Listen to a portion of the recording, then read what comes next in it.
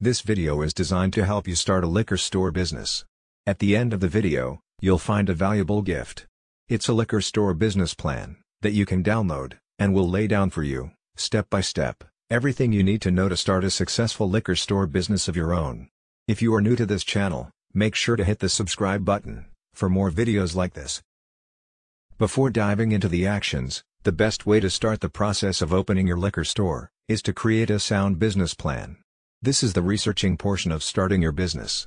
This includes important details about where you'll be sourcing your products, where you'll get funding, when you plan to profit, a marketing plan, the overall organization, and any plans you have to expand in the future. Business plans can seem daunting, but drafting one will make it much easier to open your liquor store, and show investors or bank lenders just how much thought you've put into making your business successful. Location. Location is everything. A liquor store, like many retail businesses today, will need a physical location in order for you to sell or distribute products from.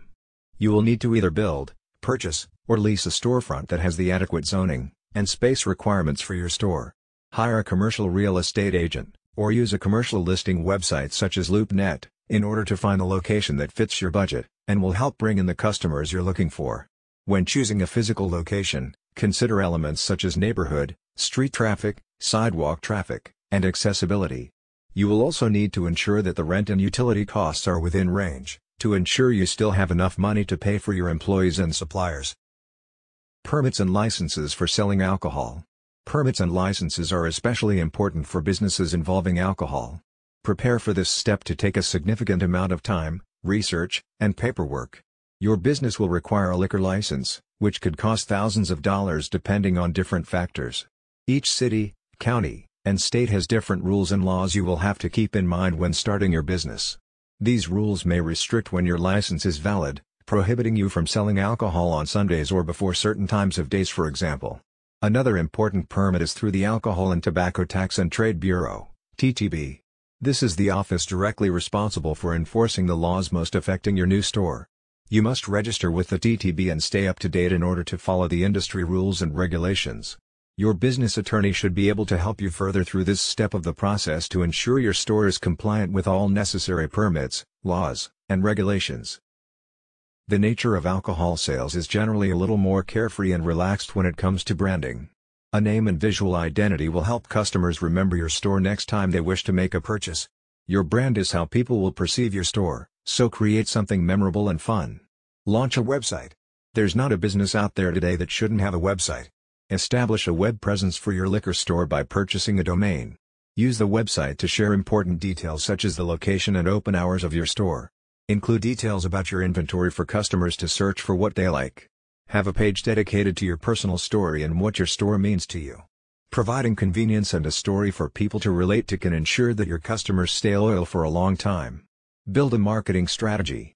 Further expanding on your store's brand, you'll want to create a sound marketing plan to get your business up and running. Build upon your web presence by creating a Yelp, Facebook, and Instagram page to advertise sales and new products. What kind of signage will you have in and around your store? Will you send out mailers to homes in your neighborhood? Will your store host events such as wine tastings or cocktail mixing lessons? These are the types of questions you should answer with a solid marketing plan. Stock your liquor inventory. Your inventory is possibly the most important element of your liquor store. It may shock you at first just how much you may have to spend on inventory. Purchase liquor in bulk to keep costs down. Research local breweries, wineries, and distilleries and consider a partnership. Understand what alcohol items are popular in your area and keep those in stock, as well as staple products. Many liquor stores also offer other items such as tobacco products, cocktail mixers, ice, and snacks. Alcohol distribution in the U.S. occurs within a three-tier system. Alcohol producers represent the first tier, distributors are the second, and retailers are the third. Neighboring liquor stores usually work with the same distributors. The distributors can assist new store owners with product selection and store displays. Hire a staff. Overworking yourself will quickly lead to burnout and poor performance. Accept that you cannot do everything and hire some employees to help you out. Put out an ad in your local newspaper or job board for hourly employees. Keep in mind that having a staff will come with its own rules and regulations as well as new challenges in scheduling and payroll. Starting any business, let alone a liquor store, is going to be quite costly up front. Upfront costs such as securing a location, inventory, renovations, employees, and marketing will be the most expensive, sometimes totally $100,000 at minimum. Additionally, licensure and business registration can run upwards of $10,000 on their own. Be very prepared to use lots of your own money, or secure a bank loan, in order to open a successful liquor store. The next part of the video is not specific to a liquor store business.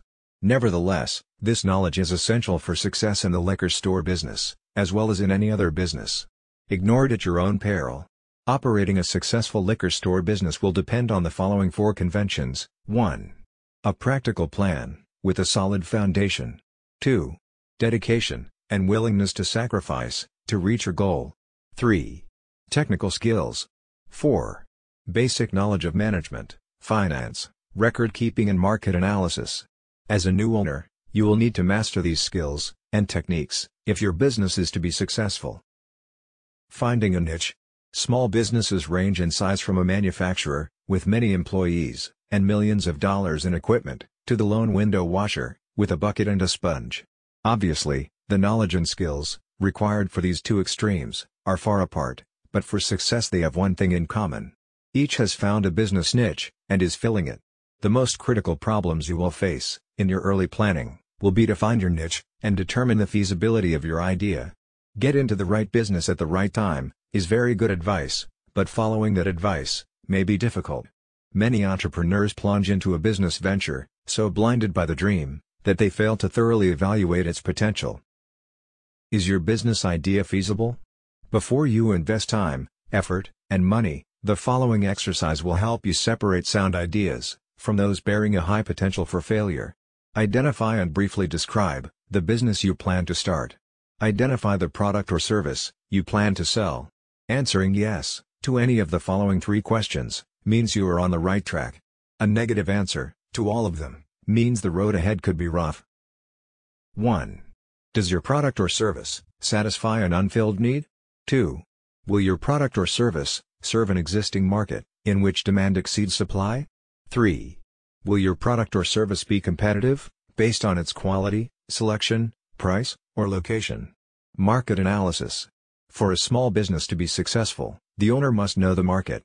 To learn the market, you must analyze it, a process that takes time and effort. You don't have to be a trained statistician to analyze the marketplace, nor does the analysis have to be costly. Analyzing the market is a way to gather facts about potential customers, and to determine the demand for your product or service. The more information you gather, the greater your chances of capturing a segment of the market. Know the market before investing your time and money in any business venture. The following questions will help you collect the information necessary to analyze your market, and determine if your product or service will sell. This brief exercise will give you a good idea of the kind of market planning you need to do. An answer of no to any of the questions indicates a weakness in your plan, so do your research until you can answer each question with a yes. 1. Do you know who your customers will be? 2. Do you understand their needs and desires? 3. Do you know where they live? 4. Will you be offering the kind of products or services that they will buy? 5. Will your prices be competitive in quality and value? 6. Will your promotional program be effective? 7. Do you understand how your business compares with your competitors? 8. Will your business be conveniently located for the people you plan to serve? 9. Will there be adequate parking facilities for the people you plan to serve? Planning your startup. The following questions are grouped according to function. They are designed to help you prepare for opening day. Merchandise. Have you decided what items you will sell or produce, or what services you will provide? Have you made a merchandise plan, based upon estimated sales, to determine the amount of inventory you will need to control purchases? Have you found reliable suppliers, who will assist you in the startup? Have you compared the prices, quality, and credit terms of suppliers? Business records. Are you prepared to maintain complete records of sales, income and expenses, accounts payable, and receivables? Have you determined how to handle payroll records, tax reports, and payments? Do you know what financial reports should be prepared, and how to prepare them? Finances. A large number of small businesses fail each year. There are a number of reasons for these failures, but one of the main reasons is insufficient funds. Too many entrepreneurs Try to start and operate a business without sufficient capital, money. To avoid this dilemma, you can review your situation by analyzing the following 3 questions. 1. How much money do you have? 2. How much money will you need to start your business? 3. How much money will you need to stay in business? In order to answer the second question, how much money will you need to start your business? You need to prepare an estimate of all your startup costs. Here is a list of items you may need to take into account. Note that this list is for a retail business. Items will vary for service, construction, manufacturing or online firms.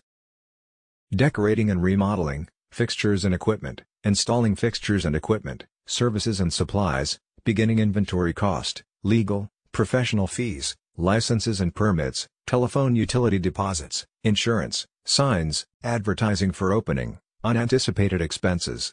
Now, the answer to the third question, how much money will you need to stay in business? Must be divided into 2 parts, immediate costs, and future costs. From the moment the door to your new business opens, a certain amount of income may come in. However, this income should not be projected in your operating expenses. You will need enough money available to cover costs for at least the first 3 months of operation. The following list will help you project your operating expenses on a monthly basis. Typical expenses for 1 month may include your living costs, employee wages, rent, advertising, supplies, utilities, insurance, taxes, maintenance, delivery, transportation, miscellaneous. Now sum up the total estimated monthly expenses and multiply it by 3. This is the amount of cash you will need to cover operating expenses for 3 months. Deposit this amount in a savings account before opening your business. Use it only for those purposes listed in the above list, because this money will ensure that you will be able to continue in business during the crucial early stages. By adding the total startup costs to the total expenses for 3 months, you can learn what the estimated costs will be to start and operate your business for 3 months. By subtracting the totals of the lists from the cash available, you can determine the amount of additional financing you may need, if any. Now you will need to estimate your operating expenses for the first year after startup. The first step in determining your annual expenses is to estimate your sales volume, month by month. Next, determine the cost of sales. You may want to use a spreadsheet to do this. After startup, the primary source of revenue in your business will be from sales, but your sales will vary from month to month because of seasonal patterns and other factors. It is important to determine if your monthly sales will produce enough income to pay each month's bills. An estimated cash flow projection will show if the monthly cash balance is going to be subject to such factors as the following: failure to recognize seasonal trends, excessive cash taken from the business for living expenses, too rapid expansion, and slow collection of accounts if credit is extended to customers. Conclusion: if you have carefully answered all the questions in this video, you have seriously thought about your goal. However, there may be some things you may feel you need to know more about. Owning and running a liquor store business is a continuous learning process.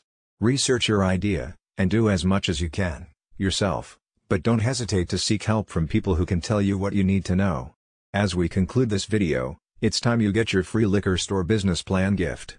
Go to the description below this video to get it now. It is completely free, no strings attached. Thanks for watching. If you enjoyed this video, please like and hit the subscribe button for more videos like this.